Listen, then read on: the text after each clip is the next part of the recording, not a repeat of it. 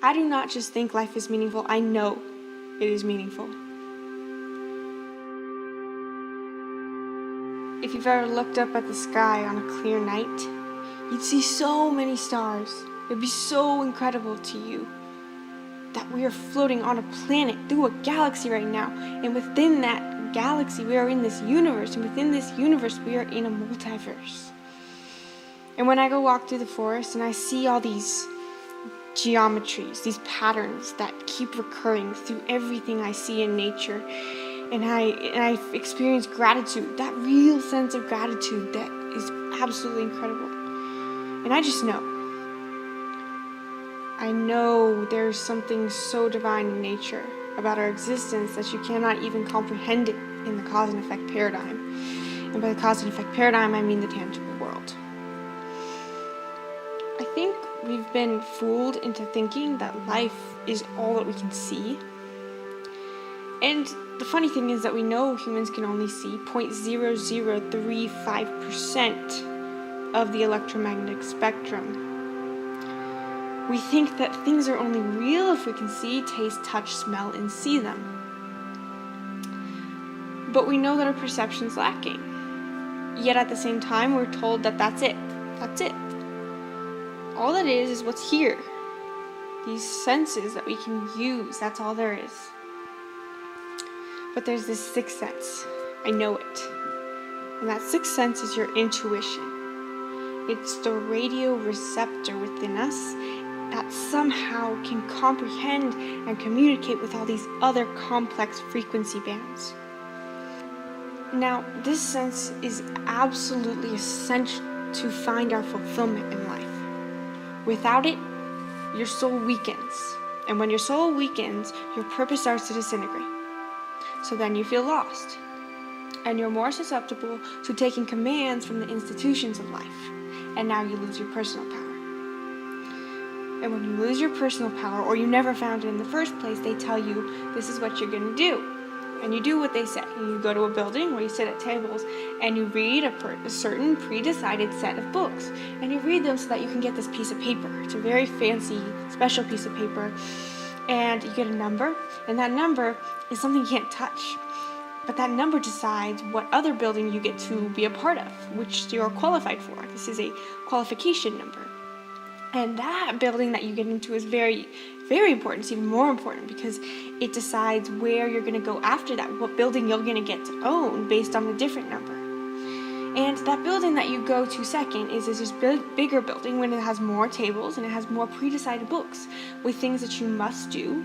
And all these things you must do give you another number and another piece of paper that says what you're qualified for. It says whether you're qualified for a certain expertise. And now you spent all this time doing what they say and not what you love, that you just keep going on with it. So now they say, okay, now it's time for you to pick a job. And what's important is that you pick a job that's going to make you lots of money, because if you do not make lots of money, you will suffer. So now you're at the whim of a job you hate, because if you go against that, you will suffer and you will die. At least that's what they tell you. And it's absurd. Because now you're acting from a fear of pain. You're afraid not only of survival, but you're also now afraid of challenge. And you're afraid that you might not be accepted. Because without acceptance, you experience more pain, the pain of not being accepted. So you go on living a life that's still full of pain, but the difference is now it's a pain for your soul. It's not a pain that you can see, taste, touch, or smell. So now it turns into this chronic feeling of being stuck, lost, confused, and that life is meaningless.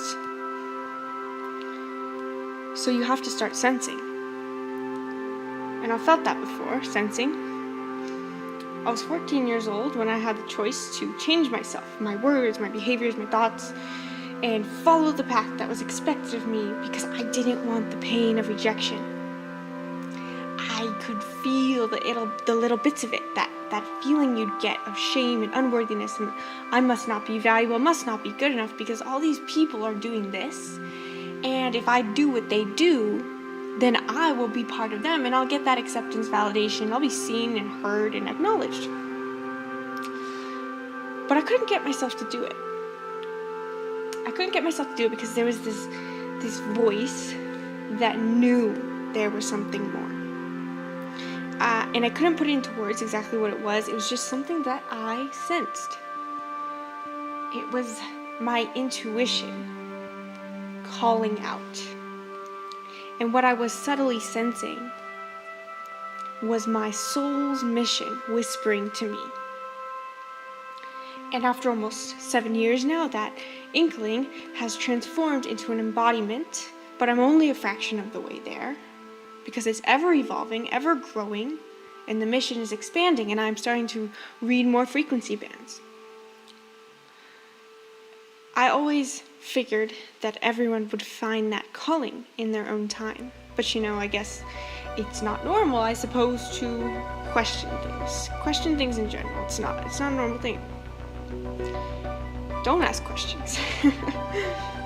So I'm a lucky one, I know I'm lucky because I was told, ask questions, ask why.